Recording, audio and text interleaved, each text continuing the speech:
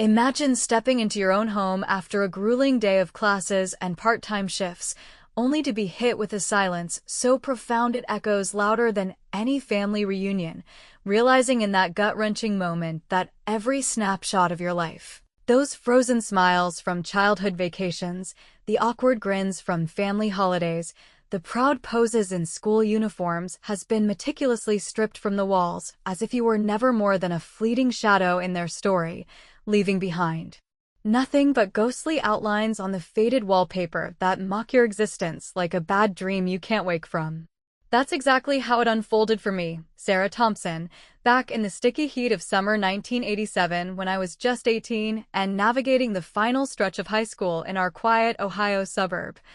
A place where everyone knew your business, but pretended otherwise, and my parents decided a beach getaway with my siblings was the perfect escape, conveniently leaving me behind. Under the flimsy excuse of focusing on my studies while they soaked up the sun in Myrtle Beach, their laughter probably carrying on the waves as I stared at an empty driveway and wondered why I always drew the short straw in our so-called family dynamic. Mom, Linda, with her perfectly coiffed bob and that authoritative tone that brooked no arguments, had leaned out the car window that morning as the station wagon idled, her hand briefly touching my arm in what felt like pity more than affection, insisting it was all for my future while Dad, Tom, the steadfast mechanic who fixed engines but never his own household tensions, avoided my gaze entirely, his foot tapping impatiently on the accelerator as Mike, my younger brother who somehow always landed on his feet despite his half-hearted efforts at anything resembling responsibility, waved enthusiastically from the back seat, his excitement a stark contrast to the knot forming in my stomach. The house they left me in stood there like a sentinel of routine, fridge stocked with frozen dinners and a calendar marked with my upcoming exams, but as the days blurred into a monotonous rhythm of textbooks and diner grease, I couldn't shake the feeling that their absence was more than just a vacation. It was a deliberate space, a pause in the narrative where I was supposed to fade into the background without protest, my reliable nature making me the easy one to sideline. When they finally rolled back in the afternoon of the following Saturday, the crunch of gravel under tires announcing their return like an unwelcome fanfare, I positioned myself in the doorway with arms folded across my chest, forcing a welcoming smile that masked the simmering questions I'd been stewing over all week, watching as they spilled out of the car laden with sandy coolers, crumpled beach towels, and tales of adventure that already felt exclusionary before they even crossed the threshold. Mom bustled in first, her skin glowing with a tan that highlighted the lines of fatigue around her eyes, directing Dad to haul the luggage while Mike darted ahead, chattering about massive waves and arcade winds. His energy infectious in a way that always seemed to eclipse my quieter presence, and for those initial moments, the house filled with the familiar chaos of homecoming, the scent of salt water clinging to their clothes, the clatter of bags hitting the floor. The easy banter that suggested nothing had changed, yet as I trailed them into the living room, my eyes instinctively scanned the walls adorned with our collective history in those inexpensive frames from the local discount store, and that's when the discrepancy hit me like a cold splash. Every image featuring me at 10 years old beaming beside the Cinderella castle during our Disney trip, me sandwiched between siblings in holiday sweaters 2 winters prior, me in my prom dress looking equal parts thrilled and terrified, had simply vanished, replaced by blank spaces or hastily hung substitutes like generic ocean prints that screamed of hasty cover-up. My pulse quickened as I moved through the house, checking the hallway gallery where school portraits once lined up in chronological order, the kitchen corkboard that held my straight-A report cards alongside family snapshots, even the mantel above the fireplace where my toddler birthday photo had sat for years, all of them erased with surgical precision, leaving only echoes of Mike's milestones and parental anniversaries intact, a selective curation that twisted the knife of isolation deeper into my chest as I stood there, the family oblivious or willfully blind, unpacking their souvenirs with animated discussions about seafood feasts and sunset walks. Confusion morphed into a low-grade fury as the afternoon wore on, my mind racing through implausible explanations while I helped sort the laundry, the repetitive folding giving me cover to observe their interactions. The way Mom deflected my casual inquiry about redecorating with a breezy, "Oh, just freshening things up, dear, you know how it gets cluttered," her eyes not quite meeting mine, or how Dad busied himself with the garage tools, muttering about sand in the engine. And Mike, ever the opportunist, commandeered the TV for his vacation videos, replaying clips that captured their joy without a single frame of the one left behind. By evening, as the sun dipped low and cast elongated shadows across those telltale rectangles on the walls, faint discolorations from years of sunlight exposure now glaringly exposed, I slipped away to the den. The room where family secrets often hid in plain sight amid Dad's scattered auto magazines and Mom's meticulously organized files, my fingers trembling slightly as I rifled through drawers under the pretense of looking for a lost earring, until I unearthed a small, nondescript envelope tucked beneath a pile of utility bills, my name inscribed in Mom's unmistakable cursive on the front. Unsealed as if left in haste, and inside lay a single overlooked photograph of me at my first birthday, cake smeared across my face in innocent delight, but flipped over, two stark words etched in faded blue ink, "Not ours," a phrase that landed like a punch to the gut, unraveling the threads of my identity in an instant and flooding me with questions that clawed at the edges of sanity. Who was I if not theirs, and why stage this quiet vanishing act now? After years of shared meals and holidays that felt so convincingly real. The house seemed to hold its breath around me, the distant hum of the refrigerator the only sound as I pocketed the photo, resolve hardening in my core to confront this erasure, not with tears, but with a calculated response that would mirror their subtlety, ensuring they felt the shift in power dynamics upon their triumphant return from paradise. Before the day fully closed, with the family settling into post-vacation routines of showers and early bedtimes, I exacted my first measure of revenge in a manner both understated and ingeniously disruptive. Wandering through the living room under the guise of tidying while methodically swapping positions on the shelves, placing Mom's delicate porcelain figurines amid Dad's oil-stained work manuals, interleaving Mike's dog-eared comic books within her pristine recipe binders, and even inverting a few frames on the remaining walls so portraits appeared upside down, creating an atmosphere of subtle disarray that whispered of rebellion without shouting it outright. A witty inversion of their imposed order that would greet them in the morning light and plant seeds of unease in their minds, making them question if the house itself conspired against their narrative. As I retreated to my room, the envelope's weight a constant reminder in my pocket, the uncertainty loomed larger than ever, that cryptic note hinting at layers of family lore buried deeper than any beach sand, pulling me toward revelations that could either mend or shatter the fragile bonds we'd pretended to hold, and leaving me wide awake into the night, pondering what other ghosts might emerge from the walls they'd so carefully scrubbed clean. The station wagon's engine cut off with a final sputter just as the afternoon sun angled through the trees lining our driveway, casting dappled patterns on the gravel that seemed almost mocking in their normalcy. And out poured my family in a whirlwind of tanned limbs and vacation-scented paraphernalia, Mom leading the pack with her oversized tote bag slung over one shoulder, while Dad wrestled the cooler from the trunk, beads of sweat already forming on his brow despite the mild Ohio breeze. And Mike leaping out last with a whoop that echoed his undimmed enthusiasm for the beach exploits he'd no doubt recount in exhaustive detail over the coming hours. Their collective energy filling the air with a vibrancy that clashed sharply against the quiet isolation I'd endured all week, making me feel even more like an interloper in my own home as I lingered in the doorway. The envelope with its damning note, still a secret weight against my thigh. They swept inside without much fanfare at first, Mom calling out instructions about where to stash the wet swimsuits to avoid mildew, while Dad nodded along in his usual subdued manner, his calloused hands leaving faint sandy prints on the doorframe, and Mike immediately commandeered the couch.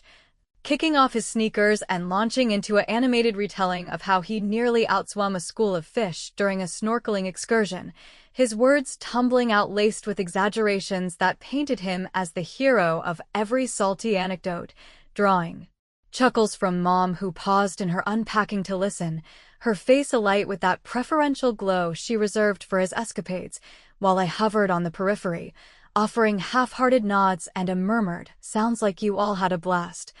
My voice steady, but my mind churning with the anomalies I'd uncovered, the blank walls now partially concealed by a few hastily mounted souvenirs like a cheap conch shell print that did little to camouflage the deliberate voids where my images once stood. As the initial bustle subsided into the rhythm of resettlement, with Dad retreating to the garage to tinker with whatever phantom noises the trip had inflicted on the car, and Mike disappearing upstairs to blast his cassette tapes of the latest Springsteen album, Mom and I found ourselves alone in the kitchen. The scent of reheated leftovers mingling with the faint brine from their clothes as she began sorting through the mail I'd let pile up, and I seized the moment to probe gently, stirring a pot of yesterday's chili on the stove while casually remarking on the redecorating spree that had apparently occurred in my absence, my eyes flicking toward the living room where those ghostly outlines persisted like accusations etched into the wallpaper. She hesitated, her hands faltering over a stack of catalogs before responding with a tight smile and an explanation that rang hollow even to her own ears, claiming the changes were merely a way to refresh the space after years of clutter. Accumulation, emphasizing how the new arrangements allowed for better flow and highlighted the family's recent adventures, but the way her gaze skittered away from mine and toward the window suggested deeper currents at play. A deflection that only amplified the uncertainty coiling in my gut as I pressed a bit further, asking specifically about the Disney photo from the mantel and why it hadn't made the cut for the updated display. Mom's response came quicker then, laced with a defensive edge as she insisted it was all practical, frames too old, pictures faded from sun exposure, and suggested I focus on my own studies instead of dwelling on trivial rearrangements, her words carrying that familiar undertone of dismissal that had always positioned me as the responsible outlier, the one who shouldn't question the family's curated narrative, yet beneath her composure I detected a flicker of unease. As if my noticing disrupted the seamless return to normalcy they'd planned.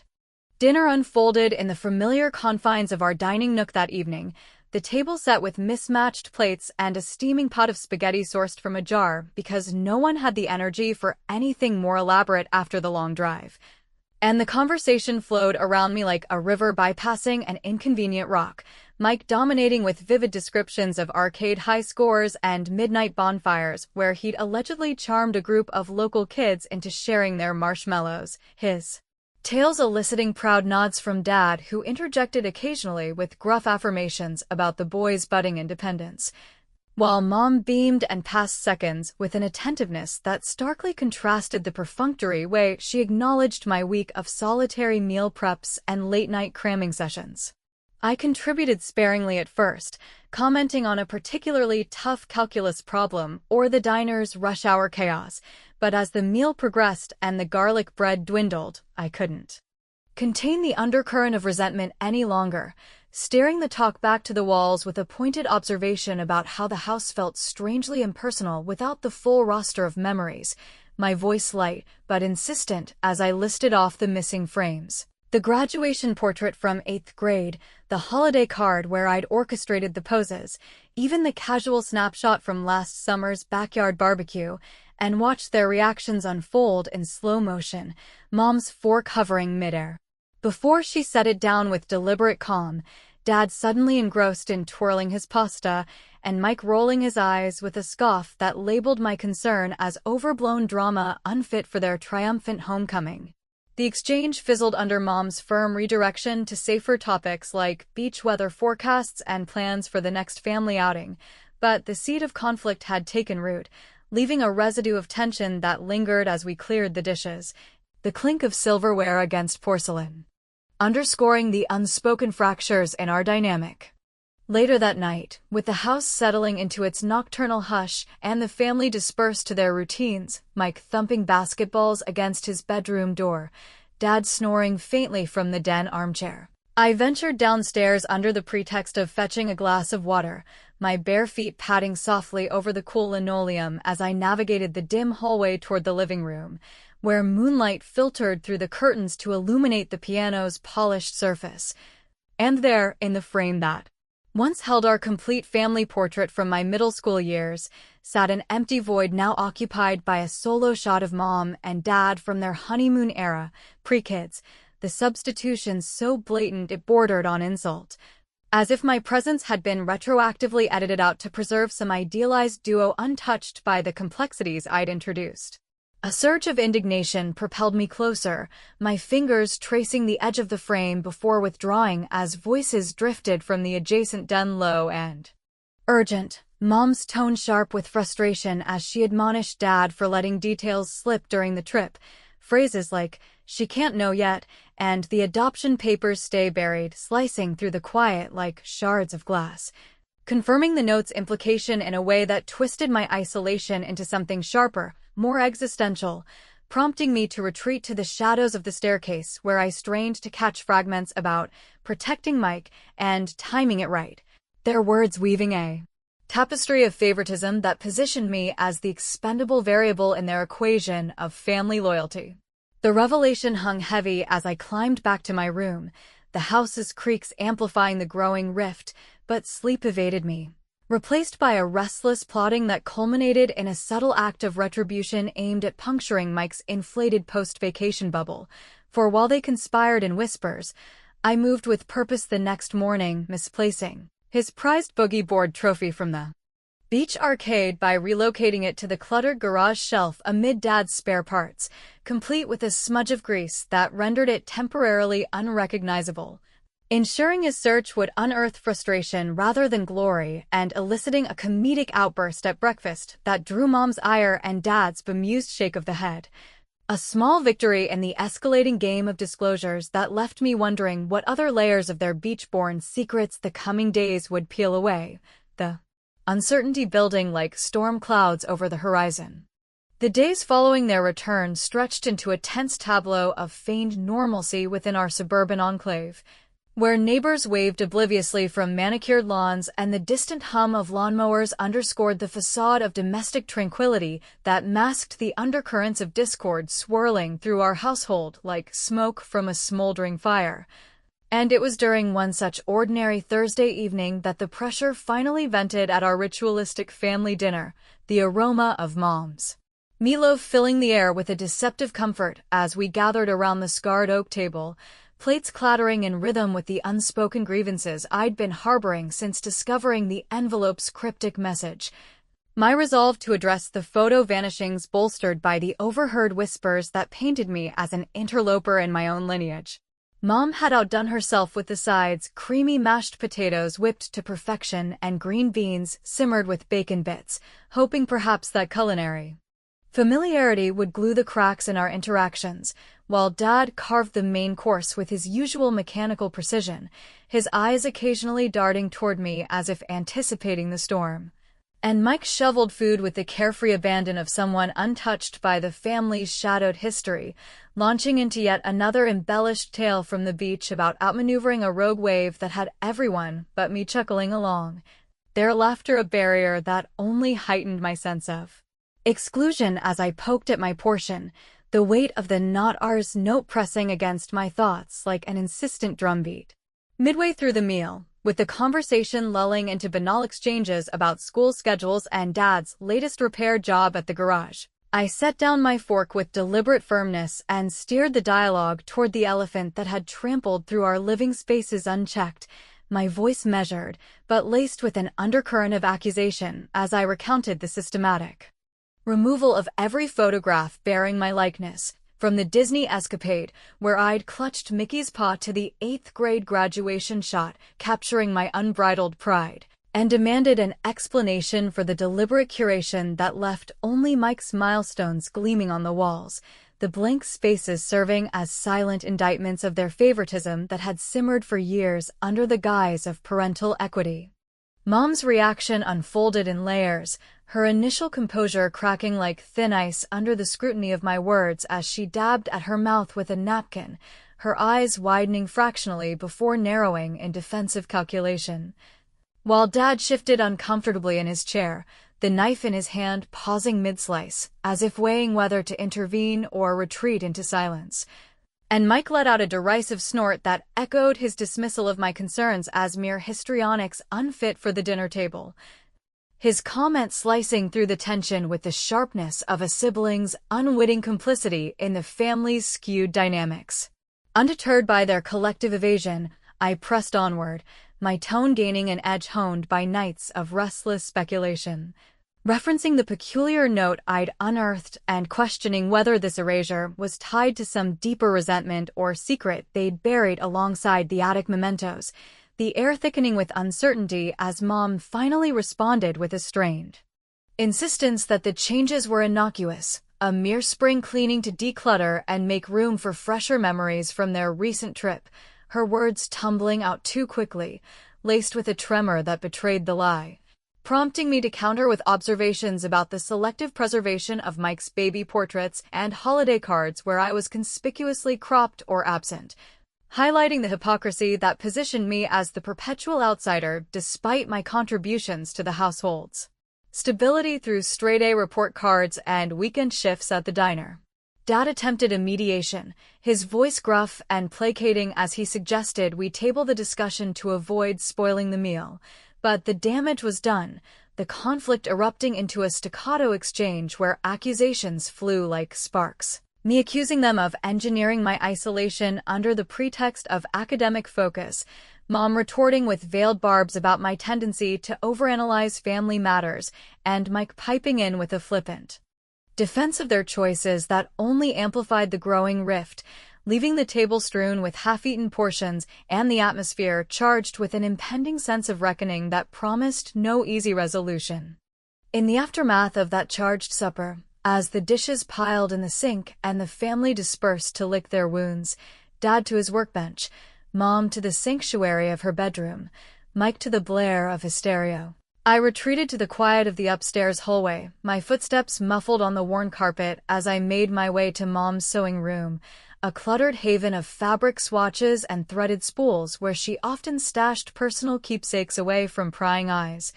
drawn by an intuition that the truth might lurk amid the pins and patterns, my fingers sifting through drawers with a mix of trepidation and determination until they closed around a brittle envelope yellowed by time, postmarked from a Columbus agency some 15 years prior and addressed to Mom in unfamiliar script, the contents spilling forth in faded typescript that spoke of adoption proceedings and biological discrepancies, phrases like non-paternity confirmation and placement recommendations, leaping out to confirm the note's ominous implication, sending a jolt through me as I pieced together the possibility that I was not their blood, but a constructed addition to their narrative,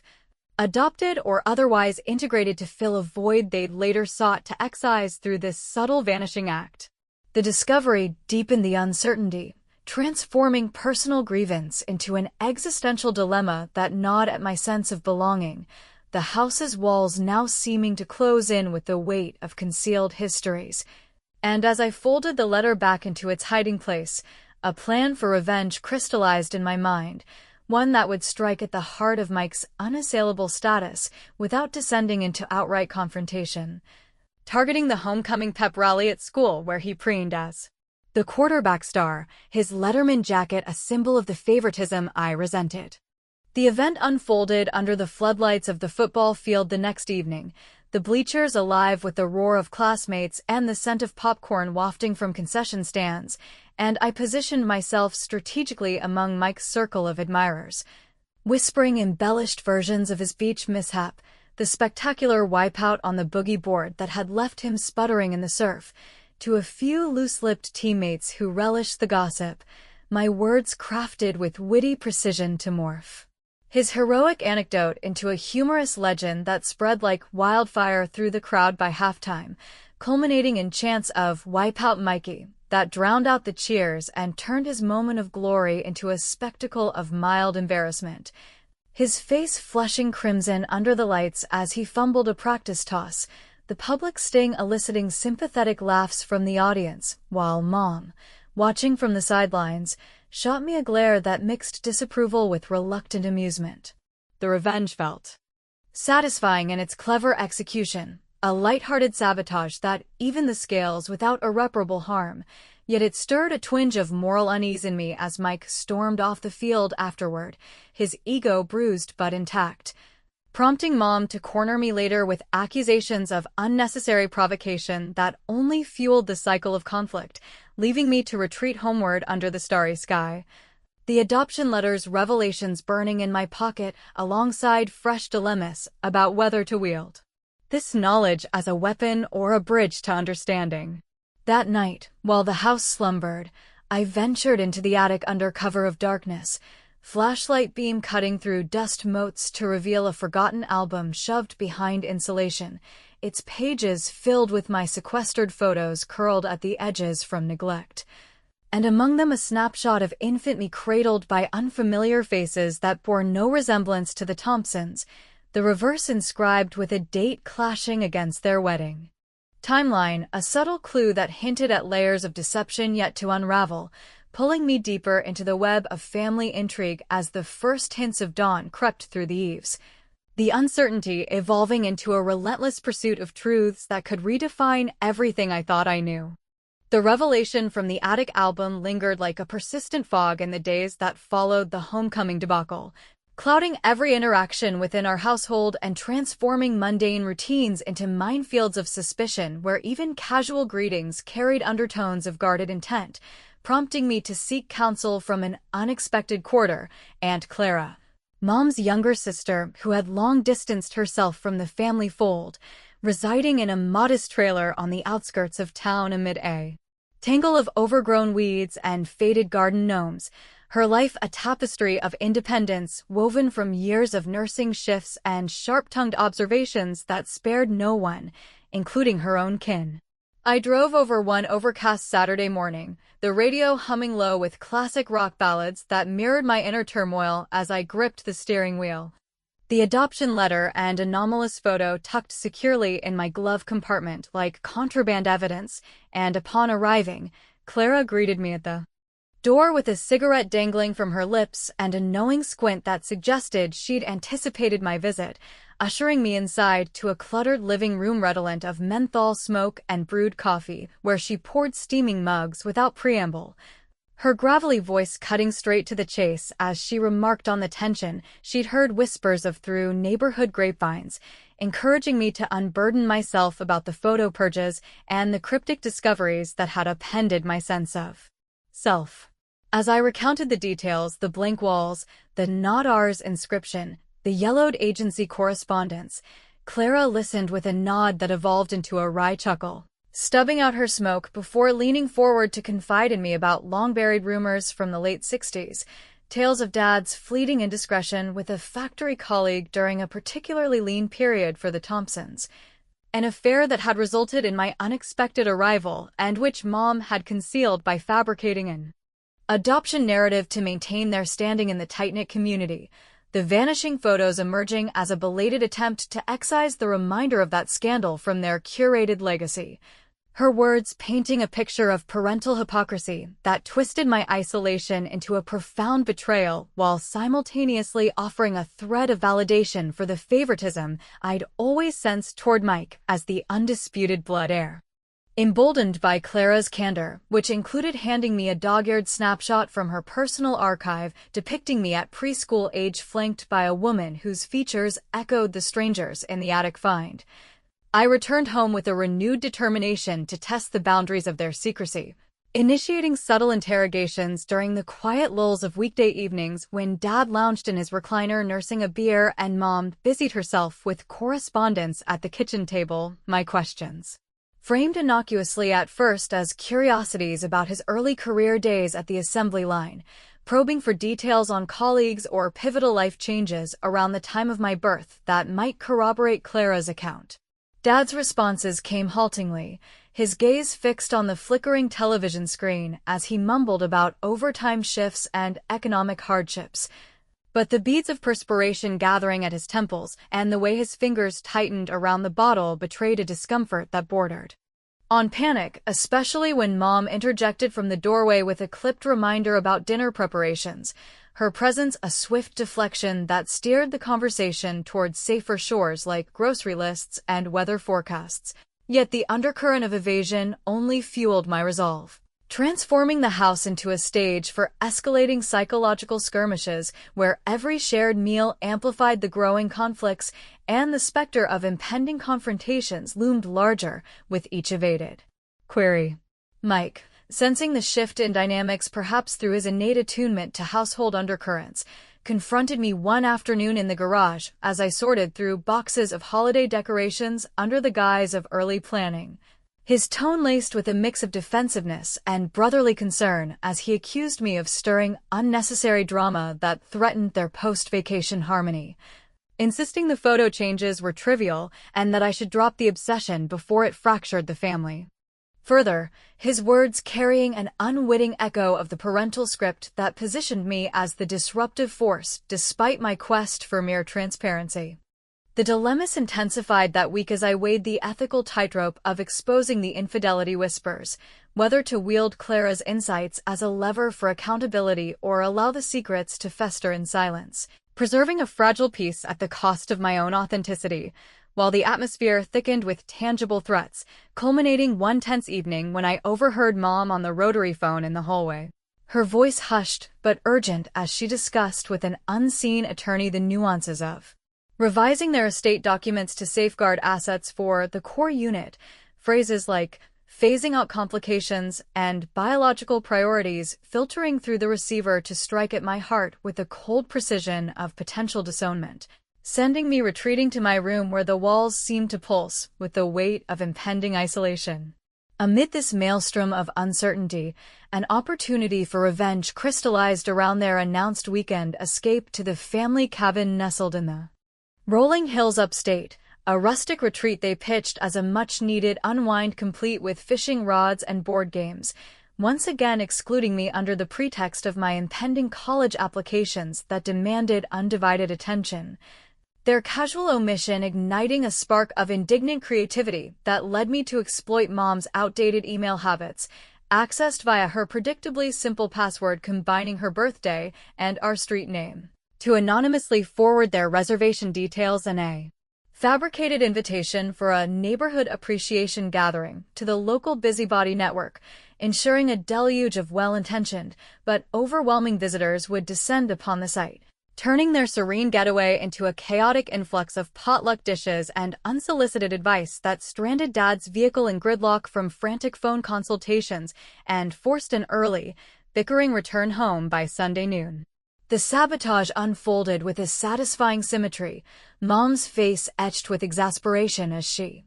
unpacked prematurely wilted wildflowers from overly enthusiastic neighbors, and Mike griped about the jinxed itinerary over lukewarm leftovers, the light-hearted unraveling of their plans eliciting a private smirk from me, despite the moral qualms that nagged at the edges of my triumph, questioning whether such witty disruption justified the widening chasm in our bonds or merely accelerated the family's inexorable drift toward dissolution. As twilight descended on that disrupted Sunday, with the house reverberating from residual arguments and the scent of rain-soaked earth drifting through open windows, I ascended to the attic once more, drawn by an unresolved pull toward further excavation amid the dust-shrouded relics of our past, my flashlight revealing a locked diary wedged behind a trunk of forgotten linens, Mom's, its embossed cover bearing her initials from the adoption epic. And though the key eluded me, the visible entries through a loosened hinge teased fragments of coerced decisions and lingering regrets, hinting at a major secret poised on the brink of exposure that could either illuminate the photo mystery's depths or plunge us all into irreversible shadows, leaving me poised on the threshold of confrontation as the storm clouds gathered overhead, the uncertainty evolving into a palpable force that demanded resolution in the fragile hours ahead. The locked diary taunted me from its precarious perch in the attic throughout the restless hours of that rain-lashed Monday morning,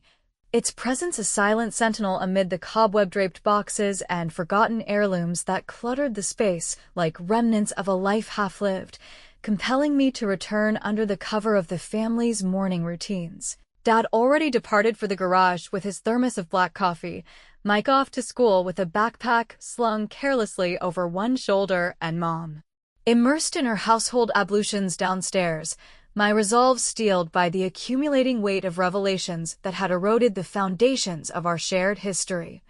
prompting me to fashion a makeshift tool from a bent paperclip and a steady hand to coax the rusted lock open with a satisfying click that echoed through the dim confines like the first crack in a dam. Pages unfurled before me in Mom's elegant but hurried script dated back to the turbulent summer of 1969, chronicling the raw edges of Dad's extramarital entanglement with a coworker whose name appeared repeatedly alongside expressions of panic and calculation, detailing how they had orchestrated the adoption facade to cloak my impending arrival and shield their marriage from the scandalous scrutiny of their conservative Ohio circle. The entries laced with admissions of initial resentment toward me as the tangible echo of that betrayal, evolving over the years into a complex brew of guilt and detachment that manifested in the subtle favoritism toward Mike as their untainted legacy, culminating in the beach trip's calculated photo removals as a tentative step toward gently disentangling me from their narrative without the messiness of outright confrontation. Reading those words ignited a torrent of emotions within me, betrayal sharpening into sorrow for the childhood I'd navigated under false pretenses, pity mingling with anger at Mom's conflicted confessions of loving me in her flawed way yet resenting the constant reminder of Dad's lapse, and a burgeoning clarity that reframed every instance of exclusion not as personal failing, but as the byproduct of their unresolved shame. The house below seeming to hum with oblivious continuity as I absorbed the diary's truths, dilemmas cascading through my mind about whether to weaponize this knowledge for catharsis or extend an olive branch toward the fractured bonds that had defined my upbringing. By the time the evening meal approached, the atmosphere in our home had thickened into an almost tangible fog of anticipation. Every footfall on the creaking stairs and clatter from the kitchen amplifying the undercurrents of discord that had built inexorably since their return, drawing us all to the dining table where the scent of pot roast and root vegetables offered a superficial veneer of normalcy over the precipice we teetered upon, Mom serving portions with mechanical smiles while Dad unfolded his napkin with deliberate slowness and Mike complained half-heartedly about practice drills, their collective pretense fraying at the edges as I entered last, the diary clutched behind my back like a loaded revolver, my heart pounding with the gravity of the confrontation I'd rehearsed in solitude throughout the afternoon. Without preamble, I placed the volume in the center of the table amid the passing dishes, its cover flipping open to the incriminating passages as I began reading aloud. In a voice steady despite the tremor in my chest, excerpts detailing the affair's discovery, the hasty agency consultations, the fabricated story fed to relatives and friends. The words hanging in the air like indictments that stripped away layers of deception, Mom's face draining of color as she reached futilely to reclaim the book, her denials dissolving into choked sobs that spoke of long-suppressed remorse, while Dad slumped forward, his broad shoulders sagging under the weight of confirmation as he murmured, "It was one mistake, Sarah, one that shaped us all wrong," his admission a raw acknowledgement of the infidelity's ripple effects that had poisoned our family dynamics for nearly 2 decades. Mike's stunned silence shattered next with questions tumbling out in disbelief, probing the timeline, the cover-up, his own role in the preferential treatment he'd unwittingly benefited from. The table erupting into a cacophony of voices overlapping in accusation and defense, twists unfolding. As Mom revealed, the beach-developed photos weren't mere scrapbooks, but professionally altered composites erasing my figure from group shots via early darkroom techniques outsourced to a discreet Myrtle Beach specialist. A test run for broader revisions they hoped would ease my transition to independence without severing ties outright, her explanation laced with the hypocrisy of preserving their image at my expense, leaving me to navigate the emotional maelstrom of feeling both vindicated and profoundly alone amid the revelations that redefined my place in their world. As the arguments crested and ebbed like waves crashing against unyielding shores, The impending revenge that had simmered through my prior acts of subtle sabotage coalesced into a final, meticulously crafted response that eschewed violence or vitriol in favor of a poignant exposure designed to force introspection without destruction, prompting me in the charged lull following the initial outbursts to excuse myself briefly to the basement where I retrieved the salvaged photos from their hiding spots, the attic album, Clara's lone snapshot, even a few I'd pocketed from the walls, and paired them with photocopies of the diary's key entries, arranging everything into a provocative collage mounted on poster board that I unveiled upon returning to the dining room, positioning it prominently on the sideboard where our remaining family portraits still hung. The juxtaposition of authentic histories against their sanitized versions transforming the space into an unflinching gallery of truths that no amount of redecorating could obscure. This witty reclamation not only restored my visibility, but compelled them to confront the discrepancies daily, the faked adoptions beside the real affair's evidence, Mike's favored images contextualized by the inequities they'd fostered, eliciting Mom's recoil with a whispered, "You've destroyed our peace," that carried equal parts anguish and reluctant admiration, Dad's nod of defeated acceptance as he traced a finger over an old snapshot, and Mike's conflicted gaze that hinted at budding empathy. Amid his discomfort, the satisfaction of this clever denouement washing over me in waves, tempered by the moral ambiguity of my choices. Viewers perhaps questioning if such pointed retribution fortified my agency or merely deepened the familial wounds in ways irreparable. Hours later, as the conversation splintered into exhausted silences and tentative apologies, Dad offering halting promises to make amends through open dialogue, Mom dabbing tears while admitting the error of her erasures, the house felt irrevocably altered, those once blank walls now alive with uncomfortable authenticity that challenged their narratives and invited mine into the light. In the quiet that enveloped the night as I packed a small duffel for a temporary stay at Clara's trailer, the driveway glistening under sporadic street lamps and the air heavy with the aftermath of revelation, lingering questions swirled unresolved like eddies in a receding tide. Would this exposure pave the way for genuine reconciliation, or solidify the distances they'd engineered through years of quiet exclusion, allowing me to forge an identity unbound by their secrets? Was I ever woven into the fabric of the Thompsons as more than a concealed chapter, or merely a footnote they couldn't fully erase? The photos now staring back from their new arrangement with an ambiguity that mirrored the complexities of blood, choice, and forgiveness, leaving me, and perhaps those listening, to ponder the hidden stories etched into our own family albums, the truths we choose to frame or forever leave in shadow.